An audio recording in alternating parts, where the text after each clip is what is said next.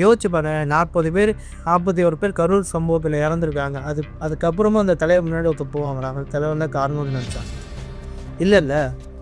அதே மாதிரி த்ரிஷா வச்சு பேசினாங்க. இப்படி ஒருத்தர் அஃபேர் வச்சுருக்கிறான், இது பண்ணியிருக்கான், அவன் பின்னாடி அதையும் அப்பயுமே மக்கள் இது பண்ண, அது அவருடைய தனிப்பட்ட வாழ்க்கை. சரிங்க, சங்கீதாவோ அதுவும் அவருடைய தனிப்பட்ட வாழ்க்கைங்க. ஏன் அரசியல் யாருக்கும் இதெல்லாம் நடக்கலையா?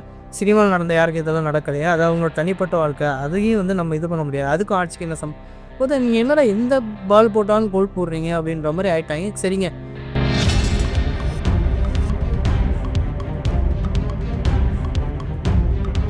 ஏன் கூட்டணி பேச்சுவார்த்தை முடிவுக்கு வரல, இல்லை ஏன் தோல்வி விட்டுறது அப்படின்னு திருப்பி இவங்களே காசு போட்டே நடக்கவே இல்லை. ஆனால் நடக்காத ஒரு விஷயம் தெரியும், நடந்ததாக பேசி திருப்பியும் அது ஏன் நடக்கலைன்னு இவங்களே ஒரு வழக்கத்தையும் கொடுத்துருவாங்க. நீங்கள் என்ன பண்ணுறீங்கன்னா,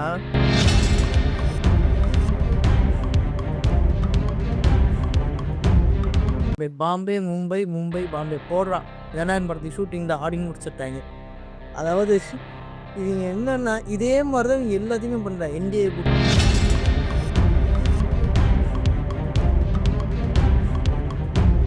போன வாட்டி போலான ஓட்ஸை விட இந்த வாட்டி எவ்வளோ கூடுதல்னு மட்டும் நீங்கள் பாருங்கள். எவ்வளோ பேர் காலையிலே ஓட்டு போட வர்றாங்க அப்படின்ற நீங்கள் தெளிவாக பாருங்கள். அதில் எவ்வளோ பேர் இளைஞர்கள், எவ்வளோ பேர் 35-40 வயசுக்குள்ளே இருக்கிறவங்க அப்படின்றத நீங்கள் கண்டிப்பாக பாருங்கள்.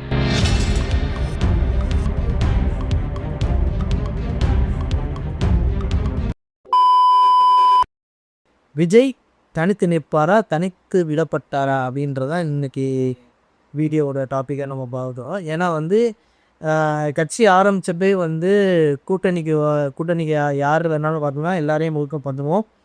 கூட்டணி வர்றவங்களுக்கு ஆட்சியிலையும் பங்கு, அதிகாரத்திலையும் பங்கு அறிவிப்பை கட்சி தொடங்கிய போதே முதல் மாநாட்டில் அறிவிச்சிருந்தார். ஆனால் அதுக்கப்புறம் இப்போ வரைக்குமே யாருமே அந்த பக்கம் போகலை அப்படின்ற ஒரு விஷயத்தை எல்லாருமே பேசிடுறாங்க.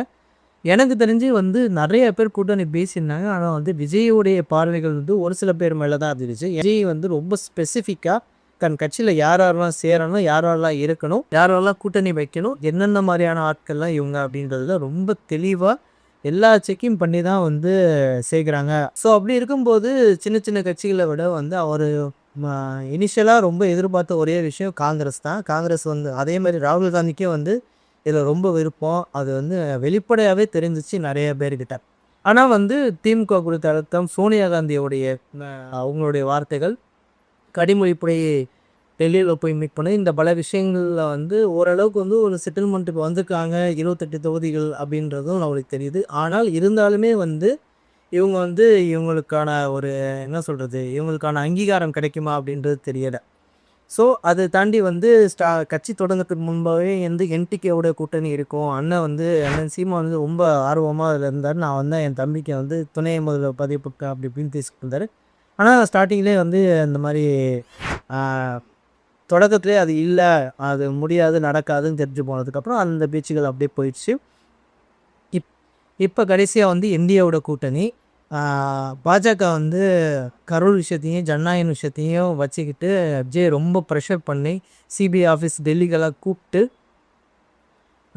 ரொம்ப அழுத்தம் கொடுத்து கூட்டணியில் சேர்த்துக்கணும் அப்படின்றதுல ரொம்ப ஆர்வமாக இருக்காங்க. ரொம்ப ஃபியர்ஸாக இருக்கிறாங்க அப்படின்ற விஷயம்லாம் வந்துச்சு. ஆனால் சிபிஐ விசாரணை முடிஞ்சு தலைவர் எப்படி வெளியே வந்தார் அப்படின்றது நம்ம எல்லாருக்குமே தெரியும். அதுவுமே ஒரு ஃபேக் நரேட்டிவாக செட் பண்ணி ஊடகங்கள் பண்ணியிருக்கு அப்படின்றது தெளிவாக ரீசெண்டாக அந்த இஃப்தார் நிகழ்ச்சிகள்லையும் விஜய் சொல்லிட்டாரு. என்னதான் இந்த விஜயை பண்ணலாம் அப்படின்னு நினைக்கும் போது தான் இந்த கூட்டணி அந்த கூட்டணிலாம் சேர போகிறாரு அப்படின்ட்டு ஒரு பொய்யான ஒரு பிரச்சாரத்தை பண்ணிக்கிட்டு இருந்தாங்க. இந்த நியூஸ் எல்லாம் கேட்டு நீங்கள் கொஞ்சம் கன்ஃபியூஸ் ஆகிருப்பீங்க. அதனால் இங்கே மறுபடியும் ஓப்பனாக தெளிவாக ஒரு விஷயத்தை நான் சொல்கிறேன். நாங்கள் எப்பவுமே மதச்சார்பற்ற கொள்கைன்றதில் அந்த ஸ்டாண்ட்லேயோ மதச்சார்பற்ற சமூக நீதி என்ற அந்த நிலைப்பாட்டிலையோ எப்பவுமே சமரசம் வச்சிக்கவே மாட்டோம். ஏன் விஜய் மேலே இவ்வளோ ஆர்வம்? ஒரு அன்டெஸ்டடு தெரியாத ஓட் பேங்க்கே தெரியாத ஒரு ஆள் மேலே காங்கிரஸ் கட்சியிலேருந்து டிஎம்கேலேருந்து ஏடிஎம்கேலேருந்து பிஜேபியிலேருந்து எல்லாருமே வந்து இருக்கிறதுக்கான காரணம் இவங்க என்ன சொல்கிறாங்கன்னா, இப்போ இவங்க வைக்கிற நரேட்டிவ் அப்படின்னு சொல்லி பாருங்க, கூப்பிட்டாங்க யாருமே வரல அப்படின்ட்டு. ஆனால் யாருமே கூட்டணி வரலன்றதை விட யாருமே கூட்டணிக்கு போயிடக்கூடாது அப்படின்றது ரெண்டு கட்சிகளுமே ரொம்ப என்ன சொல்கிறது, ரொம்ப இதாக உறுதியாக இருந்தாங்க. நம்மளை விட்டு யாரும் போயிடக்கூடாது, காங்கிரஸ் போயிடக்கூடாது, தேமுதிக போயிடக்கூடாது, அதே மாதிரி வந்து விசிகா போயிடக்கூடாது, ஏடிஎம்கே போயிடக்கூடாது அப்படின்றதுல ரொம்ப தெளிவாகவே ரெண்டு முக்கியமான கட்சி, அதாவது பிஜேபி டிஎம்கேவும் பிஜேபியும் டிஎம்கேவும் வந்து ரொம்ப தெளிவாக இருந்துருக்காங்க. ஏன்னா அங்கே போனால் கண்டிப்பாக வந்து அந்த விஜயோடைய எந்த கட்சி போகுது, இப்போ காங்கிரஸ் வந்தாலும் சரி ஷுவராக வந்து காங்கிரஸ் வந்து வின் பண்ணோம், காங்கிரஸும் விஜய் வந்து அலைன்ஸ் வச்சாங்கன்னா வின் பண்ணிடுவாங்க அப்படின்றதுல டிஎம்கேக்கு நல்லா தெரிஞ்சிருக்கு. அதே மாதிரி ஏடிஎம்கேவும் விஜயும் வந்து கூட்டணி வச்சாங்கன்னா ஏடிஎம்கேவும் வின் பண்ணிடும் அப்படின்றதுல பாஜக வந்து ரொம்ப கரெக்டாக இருந்தாங்க. அதனால முன்னாடியே வந்து அந்த அலைன்ஸை செட் பண்ணிட்டாங்க. ஒரு விஜயோடைய ஃபஸ்ட்டு மாநாட்டிலேருந்து வந்து ஏடிஎம்கே மேலே பெருசாக விமர்சனம் வைக்கல. அப்போ கூட்டணி அங்கே தான் அப்படின்னு பேசிக்கிட்டு இருக்கும்போது தான் வந்து இவங்க வந்து மார்ச்லேயே பிப்ரவரிலேயே லாஸ்ட் இயரில் வந்து இழுத்து உள்ளே போட்டாங்க. இனி எப்போ விட்டதோட நான் முன்னாடியே பிடிச்சி தரேன் வாழான்னு சுற்றி இருக்காங்க. அதே மாதிரி வந்து டிஎம்கே என்ன பண்ணிடுவேன்னா விசிகே ஆதவர்ஜனை உட்காந்து அவ்வளோ பேசி விசிகே இதாக கொண்டாந்து பார்க்காரு, ஆதவர்ஜனையும் கொடுத்து விட்டாங்க. இப்போ அவர் போய் அங்கே சேர்ந்துட்டாரு. அதே மாதிரி வந்து காங்கிரஸ் இது கொண்டு இருந்தாங்க. காங்கிரஸ் ஒரு 10 நாள் போராடிடுச்சு. கடைசியில் வந்து மேலிடத்துக்கு போய் சோனியா காந்தி மூலமாக வந்து உன்னையெல்லாம் அப்படிலாம் ஈஸியாக விட்டுற முடியாது, நீ வா நான் இன்னும் ஒரு வருஷம் உன்னை வச்சு நிறையா பிளான் பண்ணிடுங்க, நீ என்ன அதுக்குள்ளே போகிற அப்படின்ற மாதிரி இழுத்து உள்ளே போட்டாங்க. விழுந்து விடாதேடா நிச்சா, உன்னை வைத்து நிறைய சாதிக்க வேண்டும். தேமுதிக பேசிகிட்டு இருந்தாங்க, தேமுதிகவும் தூக்கி உள்ளே போட்டாங்க. கடைசியில் வந்து ஓபிஎஸ்ஸை பேசிட்டுனா ஓபிஎஸ்ஸும் தூக்கி உள்ள தூக்கி போட்டாங்க. அதாவது விஜய் வந்து ஒரு ஆள்கிட்ட போய்ட்டு அப்படின்னா அவளை உள்ள தூக்கி போடு சார், இங்கே உள்ள தூக்கி போடு. அதே மாதிரி வந்து சார் நான் போகலான்ட்டு ஒன்றும் தேவையில்லை, மூடிக்கு இங்கே இருறேன் அப்படின்ற மாதிரி எல்லாரும் தூக்கி ஓட்ட வச்சிட்டாங்க. இப்படி தூக்கி உள்ளே வச்சுட்டு வந்து பாருங்கள், விஜய் கூட யாருமே கூட்டணி போகல, அவர் வந்து என்ன சொல்கிறது, அவரெல்லாம் நம்பி எதுவும் போக முடியாது அப்படின்றத ஒரு நரேட்டிவாக செட் பண்ணிக்கிட்டு இருந்தாங்க. இவங்க வந்து த்ரிஷா வச்சு ஒரு மேட்ரு பேசினாங்க, அது வந்து அதையுமே வந்து போல்டாக ஹேண்டில் பண்ணதுக்கப்புறம் சங்கீதாவோட விஷயம் வந்துச்சு, அதுவுமே பெருசாக இருந்தாங்கும்போது இப்போ என்டிஏ கொண்டு வந்து வச்சுருந்தாங்க, அதுவுமே இதாகலை. அப்படிங்கும்போது இப்போ வேறு வழியே இல்லாமல் கரூரில் வந்து ஜனநாயகம் ஷூட்டிங் நடந்துச்சு. பெரிய பெரிய கேமராஸ்லாம் வச்சு ஷூட் பண்ணாங்க. இதை பாருங்கள், அது ஆல்ரெடி வந்து ஒரு இதான் ஆல்ரெடி அந்த நீங்கள் இதை ஏன் எங்கே சொல்லணும்னா பாருங்கள், கரெக்டாக வந்து அவர் இங்கே தான் வந்து நிற்கணும்னு சொல்லியிருக்கிறாங்க, இங்கே பேசணும்னு சொல்கிறாங்க, இதெல்லாம் வந்து இது பண்ணிடுது, இங்கெல்லாம் இந்த கேமரா போட்டு எடுத்தாங்க அப்படின்னு. நான் ஒன்று சொல்கிறேன் என்னென்னா, கமலுடைய தேர்தல் பரப்புரையை வந்து நான் ஷூட் பண்ணியிருக்கேன். அப்போ வந்து எல்லா இடங்கள்லையும் வந்து அவருடைய வேனில் தான் போவார். கரெக்டாக வந்து என்னை வேன்லேருந்து தான் பிரச்சாரம் பண்ணுவார். உங்களுக்கே தெரியும், வேன் மேலே அப்படி ஏறின்னு அதில் தான் பேசுவார் கமல்.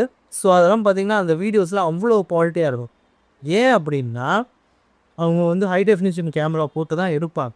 அவர் வந்து சினிமாவில் இருக்கிறதுனால எந்தெந்த ஓரளவுக்கு வந்து, அதாவது நார்மல் நியூஸ் கேமராவை விட ஹை டெஃபினிஷனான கேமரா இல்லைன்னா கேம் கார்டர் இந்த மாதிரி வச்சு தான் யூஸ் பண்ணுவாங்க. அது வந்து லைவ் பண்ணணும், ஆனால் ஹெச்டியாக லைவ் பண்ணுவாங்க. ஏன்னா வந்து நார்மல் நியூஸ் சேனல்ஸ் வந்து ஹெச்டியில் லைவ் பண்ணணும், 506 பண்ணுவாங்க. அப்போ தான் வந்து சீக்கிரம் பஞ்ச் போகும் அப்படின்றதுனால லோ குவாலிட்டியில் தான் வந்து பஞ்ச் பண்ணுவாங்க. ஆனால் வந்து இவங்க என்ன பண்ணுவாங்கன்னா ஹை குவாலிட்டியில் நம்மளுக்கு வேணுன்றதுனால ரொம்ப கிறிஸ்டல் கிளியராக அந்த இமேஜஸும் வீடியோஸும். ஏன் ப்ளஸ் இன்னொன்று என்னென்னா, இப்போ வந்து ஒருத்தர் இப்போ அவர் வந்து கமல் வந்து இப்போ ஒரு டீனரில் வந்து பிரச்சாரம் பண்ண போகிறான்னு வச்சுக்கோங்களேன். டீனர் பஸ் ஸ்டாண்டுக்கு ஆப்போசிட்லாம் பண்ணுறது அப்படின்னா அவங்க அவர் வண்டி எங்கே வந்து நிற்குமோ அந்த இடத்த மார்க் பண்ணி அதுக்கு ஆப்போசிட்லேயோ இல்லை சைட்லேயும் வந்து மீடியாவுக்கு இடம் கொடுத்துருவாங்க. மீடியாட்ட சொல்லிடுவாங்க, இங்கே தான் வருவாங்க, இந்த இடத்துல இங்கே தான் பேசுவாங்க அப்படின்னு சொன்னாங்க. அதுக்கேற்ற மாதிரி நம்மளுக்கு கேமரா போகும். ஸோ அவங்களுக்குன்னு ஒரு பாயிண்ட் இருக்குது, இந்த பாயிண்டில் தான் வந்து நின்று பேசணும் அப்படின்ட்டு. அந்த பாயிண்டில் தான் வந்து ஏன்னா அங்கே தான் வந்து ஆல்ரெடி அவங்களோட ஓன் கேமராஸையும் ட்ரைபாட் போட்டு ரெடி பண்ணி வச்சுருப்பாங்க, அங்கே வந்தால் தான் ஷார்ட் கிடைக்கும் அப்படின்றாங்க. ஸோ அந்த பிரச்சாரம் போகிற எல்லாருமே வந்து அந்த பாயிண்ட்டை இது பண்ணி. இப்போ நம்ம ஸ்டாலினுடைய ரேம்ப் வாக்கில் வந்து கோடு போட்டுருப்பாங்க ஓகேங்களா, மார்க் இந்த கட்டம் போட்டு கட்டத்துக்குள்ள வந்து நெல் இங்கே நின்னா தான் நீங்கள் ஷார்ட்டுக்கு வருவேன். அதே மாதிரி இந்த 2 ரயிலிங் வச்சுட்டு இங்கே நின்னா தான் வந்து இங்கே நின்னா தான் இந்த விஷயம் நடக்கும் அப்படின்ற ஒரு இது இருக்குல்ல, இது எல்லா இடத்துலையும் நடக்கிறது தான். 103 ட்ரோன் வச்சு ஷூட் பண்ணாங்க, ஹை டெஃபினிஷன் கேமரா வச்சு ஷூட் பண்ணாங்க. அப்பா எவ்வளோ விஷயங்களை சொல்லிட்டாங்க. இது எல்லாத்தையுமே எதுக்காக அப்படின்னா, திருப்பி வந்து இந்த 41 பேர் செத்து போனதுக்கு காரணம் விஜய் பண்ண ஷூட்டிங்கா? விஜய் வந்து தன்னுடைய சுயநலத்துக்காக தான் வந்து இதெல்லாம் பண்ணிட்டாருன்ற ஒரு விஷயத்த வந்து திருப்பி வந்து மக்கள் மண்டையில் செலுத்தி ஆகணும் அப்படின்றது தான் இவங்களுடைய பெரிய பிளான். ஆனால் நான் என்ன சொல்ல வரேன்னா, என்ன நடந்தாலும் சரி மக்களுக்கு வந்து ரொம்ப தெளிவாக தெரியுது இது யார் மூலமாக நடந்துச்சு, எப்படி நடந்துச்சு அப்படின்றது தெரியுது. இது எந்த அளவுக்கு நரேட்டிவை செட் பண்ணுறாங்க அப்படின்றதுக்கு நான் ஒரு உதாரணம் தரேன். இப்போ ரீசெண்டாக இப்போ 2000 சொல்கிறேன். விஜய் வந்து சடனாக கிளம்பி பாம்பே போகிறாரு. ஏன்னா திடீர்னு பாம்பே போகிறாரு, என்ன பிளான் அப்படின்னு சொல்லிட்டு எல்லாம் லைவ் அடிச்சுட்டு வந்து நியூஸ் 24/7 நினைக்கிறேன், நியூஸ் தமிழ்லன்னு நினைக்கிறேன், ஒரு கார்டே போட்டான். விஜய் வந்து மும்பை உடனடியாக அவசரமாக உடனே செல்கிறாரு. என்னென்னா வந்து ஜனநாயகனுடைய படத்தில் வந்து தணிக்கை பண்ணதுக்காக சில காட்சிகளை ரிமூவ் பண்ணிட்டாங்க. அதனால் புதுசாக சில காட்சிகளை எடுக்கணும். அதுக்காக உடனடியாக அவர் மும்பை போகிறாரு அப்படின்னு சொல்லிட்டு போயிருந்தார். அதுக்கு ஏன்டா அவர் மும்பை போகிறாரு அது தெரியல. ஷூட் பண்ணது வேற எங்கேயோ, இவர் ஏன் மும்பை போகிறாரு அது தெரில. இல்லை தேவையான காட்சியில் செட்டு போட்டுருந்தா இங்கே ஈவிபியில் செட்டு போட்டு எடுத்துடலாம். ஈவிபியில் இப்போ ஷூட்டிங் நடக்கிறதுனால நம்முடைய இந்த சிட்டி இருக்குது, ஒரு பெரிய சிட்டி ராமோஜி, அதில் போயிட்டு போட்டு எடுத்துடலாம். இதுக்காக ஒரு மும்பை போய் இது பண்ணலாம். இது வரைக்கும் ஜனநாயகன் பட ஷூட்டிங்கே மும்பையில் நடக்கவே இல்லை. ஆனால் மும்பை போய் அவர் ஷூட் பண்ண போகிறாருன்றாங்க. ஓகேங்களா. அடுத்த நாள் பார்த்தா அவர் போயிட்டு அட்லியோட வீட்டில் வந்து என்ன சொல்ற வளகாப்பு வம்சநாட்டன் மட்டும் வந்துட்டு இருக்காரு. இவர் அதாவது இவங்க வந்து மும்பை போகிறாரா, மும்பை ஏன் போகிறாரு, ஜனநாயகம் எங்கே நடந்து இது கமிட்டி போயிட்டு பாம்பே மும்பை பாம்பே போடுறான். ஜனநாயகன் படத்துக்கு ஷூட்டிங் தான் ஆடி முடிச்சிட்டாங்க. அதாவது இவங்க என்னென்னா இதே மாதிரி தான் இவங்க எல்லாத்தையுமே பண்ணுறாங்க. என்டிஏ கூட்டணி டெல்லி ஏன் போகிறாரு, டெல்லி எம்டிஏ அமித்ஷா மீட் பண்ணுறாரு. டெல்லி சிபிஐ ஆஃபீஸில் அமித்ஷா இருக்கிறாரு. 2 பேரும் போய் பேசுகிறாங்க. விஜயை போட்டு அவங்குறாங்க, கூட்டணிக்கு வாழ்றாங்க, முடிஞ்சிச்சு. இதெல்லாம் தான் போஸ்டின்னு இதெல்லாம் தான் பண்ணாங்க, முடிஞ்சிச்சு. இப்படி தான் இவங்க வந்து நரேட்டிவை செட் பண்ணுறாங்க. கடைசியில் அது இல்லைன்னொடனே அது ஏன் இல்லாமல் போனதுன்னு இவங்களே ஒரு விளக்கம் வேறு கொடுப்பாங்க. ஏன் வந்து கூட்டணி பேச்சுவார்த்தை முடிவுக்கு வரல, இல்லை ஏன் தோல்வி விட்டுறது அப்படின்னு திருப்பி இவங்களே காசு போட்டே நடக்கவே இல்லை. ஆனால் நடக்காத ஒரு விஷயம் இவங்க நடந்ததாக பேசி திருப்பியும் வந்து அது ஏன் நடக்கலைன்னு இவங்களே ஒரு வழக்கத்தையும் கொடுத்துருவாங்க. நீங்கள் என்ன பண்ணுறீங்கன்னா, இந்த மாதிரி வந்து நியூஸ் சேனல் அடிக்கிறாங்க, நானே நியூஸ் சேனலாக ஒர்க் பண்ணுறேன், இருந்தாலும் நான் சொல்கிறேன், இவங்க வந்து டக்குன்னு வந்து அந்த நேரத்தில் அந்த நியூஸ் ஃப்ளாஷ் ஆகணும், அதுவும் வந்து கான்ட்ரவர்சியாக ஃப்ளாஷ் ஆகணும் அப்படின்றதுக்காக அடிச்சிடுவாங்க. திருப்பி வந்து கொஞ்ச நேரம் கழிச்சு இல்லை அது வந்து வேற மாதிரி இப்படி அது அப்படி போகுது அப்படின்னு. தம்பி, ஒரு மனுஷன் போய் பேசலாம், ஆனா ஏக்கர் கணக்கில் எல்லாம் பேசக்கூடாது. அதாவது கலாட்டால ஒரு வீடியோப்பா சட்டென்று உலகம் மாதிரியே இருந்துச்சு. பூவு கட்டுச்சு, பல்லை கிடத்திட்டு என்னாலும் அவளை ஏதோ கூப்பிட்டாங்க, பல்ல வச்சாரா இல்லை வந்து இச்சி முழுங்கினாரா என்னன்னே தெரியாது. ஆனால் நீங்கள் வந்து ஸ்லோ மோஷனில் போட்டு ரவுண்டு பாட்டி ஆரோ மார்க் போட்டு பாருங்கள் கவர்மெண்ட்டை எதுக்காக சொன்னாங்கன்னு தெரில. இன்னொன்று ரொம்ப முக்கியமான ஒரு விஷயம், கரூரில் வந்து சிபிஐ ரெக்கவர் பண்ண வீடியோ இதுதான் அப்படின்னு சொல்லி போட்டிருந்தாங்க. அதை பற்றி ஏன்னா நம்மளுக்கு கேஸை பற்றி எதுவும் தெரியாது, நம்மளும் பேச போகிறதில்லை. அந்த கேஸ் என்ன மேட்ரு எதை பற்றி எதுவுமே தெரியாது. ஆனால் 2 வீடியோ பார்த்தேன். அதாவது மாரிதாஸ் சவுக் சங்கரில் வெளியே போயிருந்தாங்க. ஒரு ட்ரோன் ஷாட்டு, அவர் வந்து உள்ளேருந்து வரும்போது இப்படி வரும்போது ஒரு ட்ரோனு இப்படி நிற்கிது. அதே மாதிரி வந்து அவரோட பிரச்சாரம் இப்படி கிராஸ் ஆகும்போது இப்படி ஒருத்தர் வந்து பேன் பண்ணியிருக்கான். அப்படி இவ்வளோ தான், அது ஒரு 10 செகண்டு, இது ஒரு 15 செகண்டு, இவ்வளோ தான் வீடியோ. இதுதான் வந்து ரெக்கவர் பண்ணிடலாம். சரி ரைட்டு, இந்த 2 வீடியோ ரெக்கவர் பண்ணியிருப்பாங்க.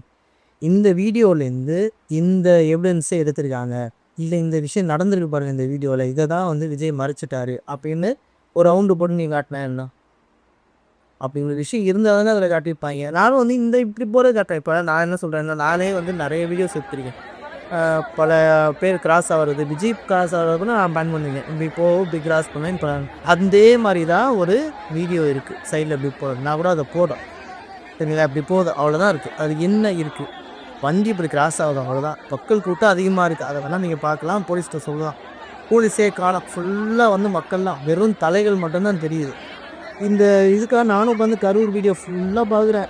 ட்ரோன் ஷாட், இந்த ட்ரோன் ஷாட்டு ஏன் வந்து டெலீட் பண்ணாங்க, இந்த ட்ரோன் ஷாட்டில் அப்போ என்ன இருக்குன்னு அந்த வீடியோன்னு பார்க்க. எனக்கு தெரிஞ்சு என்னோடய அறிவிக்கு ஏற்ற மாதிரி எதுவுமே அதில் இல்லை. உங்களுக்கு தெரிஞ்சால் தயவு செஞ்சு சொல்லுங்கள், நான் திருப்பியானும் குரூப்பில் வேணால் போட்டு காட்டினேன் அந்த வீடியோ. ஸோ இப்படிலாம் இருக்கும்போது எதுக்காக இந்த விஷயத்த நரேட்டிவ் செட் பண்ணுறாங்க, இவங்ககிட்ட இருக்கிற எல்லா கார்டும் தீர்ந்துருச்சு. கரூர் கார்டு தீர்ந்துருச்சு, த்ரிஷா கார்டு தீர்ந்துருச்சு, சங்கீதா கார்டு தீர்ந்துச்சு, என்டிஏ கூட்டணி தெரிஞ்சிருச்சு. ஸோ வேறு எந்த கார்டும் இல்லை. கடைசியாக வந்து இன்னும் படம் ரிலீஸ் ஆகலையா, ஜனநாயகன் கார்டை வச்சு சரி அந்த கார்டை வச்சு ஏதாவது பண்ணுவோம்டா அப்படின்னு சொன்னால் அந்த கார்டை பற்றி உறுதி பண்ணாங்க. அதை ஏன்டா இப்போ எடுக்கிற அப்படின்ற மாதிரி இருந்துச்சு. ஏன்னா படத்தையே மக்கள் மறந்துட்டாங்கன்னு நான் நினைக்கிறேன். ஸோ அதுக்கப்புறம் ரிலீஸ் ஆனால் கூட ஓகே தான். எப்போ போனாலும் வந்து படத்தோட கடைசியை பற்றி கண்டிப்பாக பார்த்தே ஆகும் நம்ம, அதில் எந்த மாற்று கருத்தும் இல்லை. ஆனால் இதை ஏன் இப்போ எடுத்துக்கோறேன், ஏன்னா வேற ஒன்றுமே இல்லை இப்போ பேசுறதுக்கு. விஜய் எதிர்த்துன்னு என்ன பேசுவேன், எதை பற்றி பேசுவேன், ஒன்றுமே கிடையாது. இப்போ அவர் மேலே வந்து அவர் கொடுத்த மேனிஃபெஸ்டோ பற்றியோ எதை பற்றினும் உன்னால் பேச முடியாது. அதனால வந்து நீ என்ன பண்ணியிருக்க, கடைசி ஜனநாயகன் கரூர் படத்தில் வந்து ஷூட் பண்ணிட்டாங்க. கரூரில் வந்து படமே என்னாச்சுன்னு தெரியல. படம் வருதா போகுதா வராத படத்துக்கு நீங்கள் ஷூட் பண்ண இன்னும் தணிக்கையை பார்த்துட்டுருக்குறாங்க. தணிக்கை கூட வந்து ஒரு நாள் என்னாச்சுன்னா அவர் உடம்பு சரியில்லை லீவு போட்டார், இது பண்ணிட்டாரு அப்படின்ட்டு வருஷம் போயிட்டு அவங்க தள்ளிடுவாங்க. இப்போ அடுத்து வந்து எலெக்ஷன் கமிஷனை கொடுத்துருவாங்க, சார் இதை கொஞ்சம் பாருங்கள் அப்படின்ட்டு அவங்க கொஞ்ச நாள் இருப்பாங்க. அவங்க எலெக்ஷன் கமிஷனில் ரிவ்யூ கமிட்டியில் ஒரு 2 பேருக்கு உடம்பு சரியில்லாமல் போவோம், வீட்டில் ஃபங்க்ஷன் வந்துடும், அதுக்கு போயிடுவார், இல்லை வெக்கேஷன் போயிடுவாங்க. ஸோ கண்டிப்பாக படத்தை தள்ளிடுவாங்க. ஃபைனலாக வந்து இவங்க என்னென்னா எந்த கார்டும் இல்லாததுனால இந்த கார்ட்ஸ்லாம் எடுத்து ப்ளே பண்ணிகிட்டு இருக்காங்க. ஆனால் மக்கள் ரொம்ப தெளிவாக இருக்கிறாங்க. இந்த வாட்டி யாருக்கு ஓட்டு போடணும், எந்த மாற்றம் வரணும், யாருக்காக இது வரணும். இன்னொன்று அதாவது மக்கள்கிட்ட போயிட்டு நிறைய பேர் கேட்பாங்க, அவருக்கு ஏன் ஓட்டு போடுறீங்க, ஒன்றுமே தெரியாது, சரி பரவாயில்ல நான் ஓட்டு. அவர் ஆட்சிக்கு வந்தால் என்ன பண்ணுறோம் தெரியாது, நல்லது பண்ணுவார் நம்புகிறோம், கோட்டு போடுறோம். அவருக்கு ஆட்சி பண்ணால் தெரியாது, பரவாயில்லங்க இருந்துட்டு போகுது, அவருக்கு எதுவுமே இல்லைன்னாலும் பரவாயில்ல, அவரை நாங்கள் உட்கார வைக்கிறோன்ற முடிவுல மக்கள் இருக்கிறாங்க. நான் அவ்வளோ வீடியோஸ்க்கு நான் பார்க்குறேன், சரிங்களா. இளம் பெண்கள்லேருந்து வயசான வயசானவங்க வரைக்கும் எல்லாருமே வந்து விஜய்க்கு தான் ஓட்டு போட்டிருப்பா அப்படின்ற. ஈவன் இன்னொன்று நல்லா இந்த வாட்டி நான் இன்றைக்கி சொல்கிறேன், இந்த இதில் போன வாட்டி போலான ஓட்ஸை விட இந்த வாட்டி எவ்வளோ கூட்டத்துன்னு மட்டும் நீங்கள் பாருங்கள். எவ்வளோ பேர் காலையிலே வந்து ஓட்டு போட வர்றாங்க அப்படின்ற நீங்கள் தெளிவாக பாருங்கள். அதில் எவ்வளோ பேர் இளைஞர்கள், எவ்வளோ பேர் 35-40 வயசுக்குள்ளே இருக்கிறவங்க அப்படின்றத நீங்கள் கண்டிப்பாக பாருங்கள். ஒவ்வொரு தொகுதியிலையும் போன வாட்டி வாங்கின ஓட்டை விட இந்த வாட்டி வாங்கின ஓட்டோடைய பர்சன்டேஜ் கூடும். எல்லா தொகுதியிலையும் இது நடக்கும். கண்டிப்பாக வந்து ஒரு பெரிய மாற்றம் கண்டிப்பாக இந்த தமிழகத்தில் நிகழும். அது வந்து விஜயோடைய பேரினால் மட்டும்தான் நிகழுது. அதனால தான் வந்து இவ்வளோ எதிர்ப்புகளை தாண்டி ஒருத்தன் வந்து நிற்கிறான் அப்படின்னா மக்களுடைய சப்போர்ட்டெல்லாம் நிற்க முடியாது. நீங்கள் யோசிச்சு பாருங்கள், 41 பேர் கரூர் சம்பவத்தில் இறந்துருக்காங்க. அதுக்கப்புறமா அந்த தலைவர் முன்னாடி ஒருத்தர் போவாங்களா, அந்த தலைவர் தான் காரணம்னு நினச்சா இல்லைல்ல. அதே மாதிரி த்ரிஷா வச்சு பேசினா, இப்படி ஒருத்தர் அஃபேர் வச்சுருக்கிறான், இது பண்ணியிருக்கான், அவன் பின்னாடி அதையும் வந்து அப்பயுமே வந்து மக்கள் வந்து இது பண்ண, அது அவருடைய தனிப்பட்ட வாழ்க்கை. சரிங்க, சங்கீதாவோ அதுவும் அவருடைய தனிப்பட்ட வாழ்க்கைங்க. ஏன் வந்து அரசியல் வந்து யாருக்கும் வந்து இதெல்லாம் நடக்கலையா, சினிமாவில் நடந்த யாருக்கு இதெல்லாம் நடக்கலையா, அது அவங்களோட தனிப்பட்ட வாழ்க்கை. அதையும் வந்து நம்ம இது பண்ண முடியாது. அதுக்கும் ஆட்சிக்கு என்ன போது நீங்கள் என்னடா எந்த பால் போட்டாலும் கோல் போடுறீங்க அப்படின்ற மாதிரி ஆகிட்டாங்க. சரிங்க, தமிழ்நாட்டுடைய பெரிய எதிரி யார், பாஜக, இந்தியோட கூட்டணி விஜய் அப்படின்னு முடித்தாங்க. கடைசியாக வந்து விஜய் வந்து சொல்லிட்டு போயிட்டார், நான் எங்கேயும் கூட்டணி வைக்கல தம்பி, நான் பாட்டு தனியாக தான் நிற்க போகிறேன், என்னை யார் கூடயும் கூட்டணி. நான் டே 1லேருந்து நான் சொல்கிறேன், என்னுடைய அரசியல் எதிரி வந்து இவர், கொள்கை எதிரி பாஜக, அரசியல் எதிரி திமுகன்னு சொல்லிவிட்டு அது ஸ்டார்டிங்லேருந்து சொல்லிட்டேன். நீங்களுமே வந்து அதை ரிப்பீட் பண்ணியிருக்கீங்க. ஸோ நாங்கள் கிடையாது அப்படின்னா, அதனால் வந்து இவங்களுக்கெல்லாம் வந்து டிஎம்கேவோ பிஜேபியோ ஏடிஎம்கேவோ பார்க்க ஒரு மாதிரியா இருக்குது. என்னடா இவங்க நம்ம ஏதாவது ஒரு சின்னதை பண்ணாலே நம்மளை தூக்கி போடுறாங்க, அடிக்கிறாங்க, இங்கே இவ்வளோ விஷயங்களை இந்த ஆள் மேலே பண்ணுறோம், ஆனால் வந்து இவங்க எதுவுமே சொல்ல மாட்றாங்களே அப்படின்னு சொல்லிட்டு ரொம்ப இதாகிட்டாங்க. இந்த வாட்டி வந்து கண்டிப்பாக ஒரு மிகப்பெரிய மாற்றம் நடக்கும் அப்படின்ட்டு எனக்கு நல்லா தெரியுது. ஃபைனலாக என்ன சொல்ல வரேன்னா, ஒரு மிகப்பெரிய ஆளுமை, மிகப்பெரிய தலைமை வந்து இன்றைக்கி வந்து தனியாக வந்து களங்காண போகிறாரு. அவருடைய ஒற்றை முகம், அதாவது விஜய்ன்ற ஒரே ஒரு முகம், அவர் ரசிகருக்கும் தமிழ்நாட்டுக்கும் பண்ணதை வச்சு அவர் வந்து எலெக்ஷனில் நிற்கிறாரு. மக்களை நம்பி மட்டுமே இந்த எலெக்ஷனில் தனியாக நிற்க போகிறாரு. ஸோ இந்த எலெக்ஷன் எப்படிப்பட்ட எலெக்ஷனாக இருக்க போகுது அப்படின்றத நீங்கள் கண்டிப்பாக நம்ம வந்து பார்ப்போம். இது வந்து ரொம்ப முக்கியமான ஒரு ஸ்பாட். அதாவது விஜய் சொல்கிற மாதிரி இது வந்து 50 வருஷத்துக்கு ஒரு போட்டி வர ஒரு அதிசய தேர்தல். ஸோ அவருடைய பிளான் என்னவாக இருக்கும், அடுத்த 10 வருடங்களில் வந்து தமிழ்நாட்டு அரசியலில் என்னென்ன மாற்றம் நிகழ போகுது அப்படின்றத நம்ம வந்து பார்க்க போகிறோம். ஸோ இதை பற்றி உங்களுடைய கமெண்ட்ஸ் என்ன, விஜயோடைய தனித்து நிற்கிற இந்த விஷயத்தை பற்றி உங்களுடைய கருத்து என்ன, இல்லை விஜய் வந்து மற்றவர்களை போலவே வந்து அவரும் வந்து இந்த அரசியல் களத்தில் வந்து அப்படியே கரைஞ்சிருவாரா, அப்படின்றதையும் வந்து கமெண்ட் பண்ணுங்கள். தொடர்ந்து என்னுடைய வீடியோக்களை பாருங்கள், சப்போர்ட் பண்ணுங்கள். ரொம்ப நன்றி.